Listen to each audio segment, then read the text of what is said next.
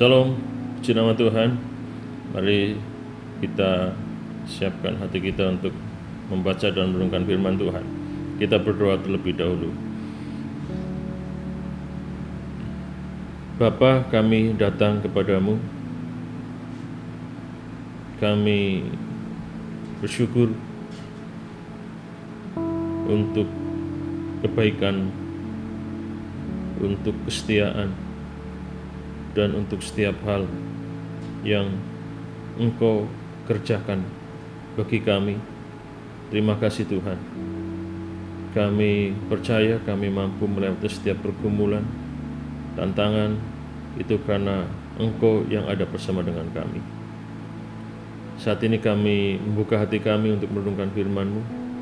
Engkau yang akan pimpin perenungan firman Tuhan pada kesempatan kali ini. Dalam nama Tuhan Yesus Kristus kami berdoa. Amin.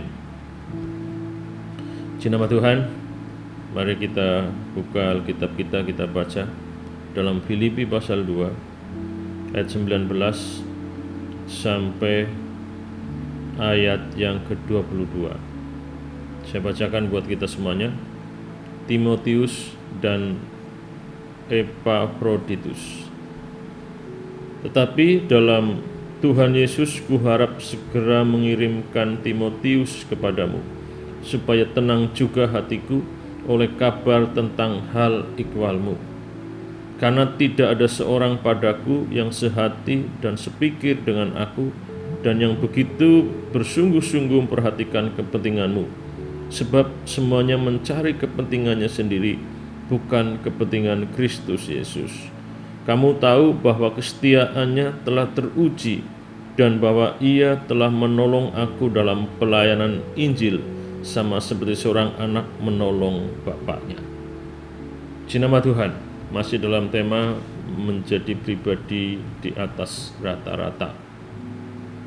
Dalam suratnya Paulus menjelaskan rencana untuk mengirim Timotius kepada jemaat yang ada di kota Filipi. Dan dari pembacaan tadi kita melihat ada pujian yang diberikan Paulus terhadap Timotius. Dikatakan bahwa tidak ada seorang padaku yang sehati sepikir dengan aku, yang begitu bersungguh-sungguh memperhatikan kepentinganmu. Ya, jadi tidak ada seorang padaku. Jadi Paulus memberikan pujian dan menganggap bahwa Timotius adalah pribadi yang istimewa, ya, dibanding dengan yang lain.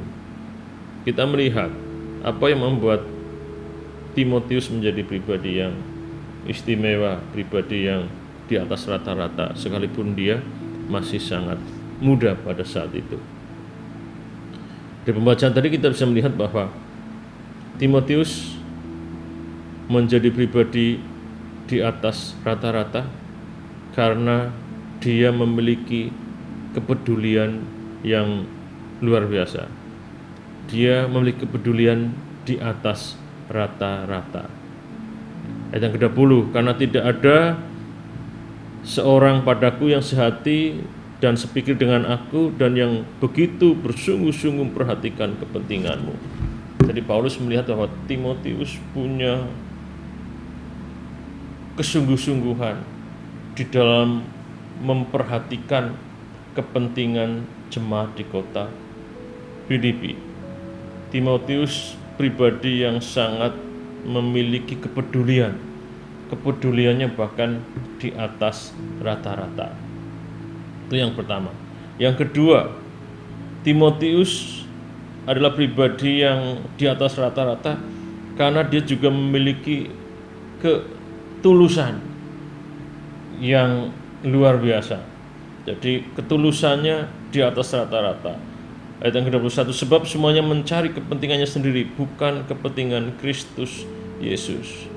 Dan Timotius dikatakan dia tidak mencari kepentingan, tetapi dia memikirkan kepentingan jemaat di kota Filipi. Yang lainnya hanya mementingkan kepentingannya sendiri, ya, bukan kepentingan Kristus. Artinya Paulus mau mengatakan 21 bahwa Timotius bukan hanya tidak memikirkan kepentingan sendiri, ya, tapi dia juga memikirkan kepentingan orang lain. Bahkan bukan hanya itu, tapi dia mementingkan kepentingan Kristus. Jadi kadang kita memikirkan kepentingan diri sendiri, bahkan juga memikirkan kepentingan orang lain. Tapi kadang-kadang kepentingan orang lain itu enggak sama dengan kepentingan Kristus. Orang yang memiliki ketulusan di atas rata-rata, yang dipikirkan bukan hanya tidak memikirkan kepentingan sendiri, ya, tapi memikirkan kepentingan Kristus. Bukan hanya, ya, tidak memikirkan kepentingan diri sendiri ataupun hanya memikirkan kepentingan orang lain. Maksud saya derajatnya berbeda.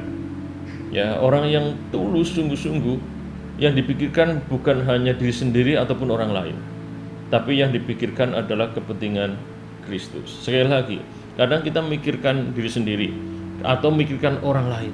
Dan ketika kita memikirkan kepentingan orang lain, belum tentu itu loh sama dengan kepentingan Kristus. Yang tulus adalah mementingkan kepentingan Kristus. Ketika kita melakukan pekerjaan, melakukan pelayanan, tapi kita berusaha untuk menyenangkan orang lain, ya, itu kan belum tentu menjadi tulus, karena kita melakukan untuk kepentingan orang lain, untuk mencari, ya, pujian atau untuk membuat orang lain senang. Ya, memang bukan kepentingan kita, kepentingan orang yang lain yang kita pikirkan. Tetapi kalau motivasinya supaya orang senang kepada kita, supaya orang menghargai kita, supaya orang memberikan apresiasi kepada kita, berarti kan belum tulus seperti Timotius. Timotius mementingkan kepentingan Kristus Yesus. Jadi bukan hanya tidak mementingkan diri sendiri dan orang lain, dia mementingkan kepentingan Kristus. Itu yang saya sebut tadi, bahwa Timotius memiliki ketulusan di atas rata-rata. Yang ketiga, ya, dikatakan bahwa Timotius memiliki kesetiaan di atas rata-rata. Kamu tahu bahwa kesetiaannya telah teruji. Jadi Timotius punya kesetiaan, punya daya tahan terhadap penderitaan yang luar biasa. Dia masih muda, tapi dia rela mengabdikan diri bersama dengan Paulus memberitakan Injil. Kita tahu pada zaman itu, gereja mula-mula, ketika memberitakan Injil, mereka akan diperhadapkan dengan berbagai penderitaan. Dan tidak jarang orang yang memberitakan Injil berakhir pada hukuman, penjara, bahkan pada kematian. Tapi Timotius dikatakan kesetiaannya telah teruji. Timotius tetap setia bersama dengan Paulus memberitakan Injil, sekalipun ada banyak tantangan dan kesulitan. Jadi dari pembacaan ini kita bisa belajar ada 3 hal yang membuat Timotius menjadi pribadi di atas rata-rata. Yang pertama, tadi kita belajar karena kepeduliannya. Yang kedua, karena ketulusannya. Dan yang ketiga, karena kesetiaannya. Jadi kepedulian, ketulusan, dan kesetiaan Timotiuslah yang membuat Timotius menjadi pribadi di atas rata-rata. Tuhan berkati kita semuanya. Kiranya Tuhan menolong kita menjadi pribadi yang punya kepedulian, ketulusan, dan kesetiaan seperti yang dimiliki oleh Timotius. Kita berdoa. Kami bersyukur Tuhan untuk perenungan singkat di kesempatan kali ini. Memohon pertolongan Roh Kudus untuk membuat kami paham, mengerti, bahkan untuk kami hidup di dalam firman-Mu. Kami bersyukur untuk perenungan singkat pada kesempatan kali ini. Dalam nama Tuhan Yesus Kristus kami berdoa. Amin.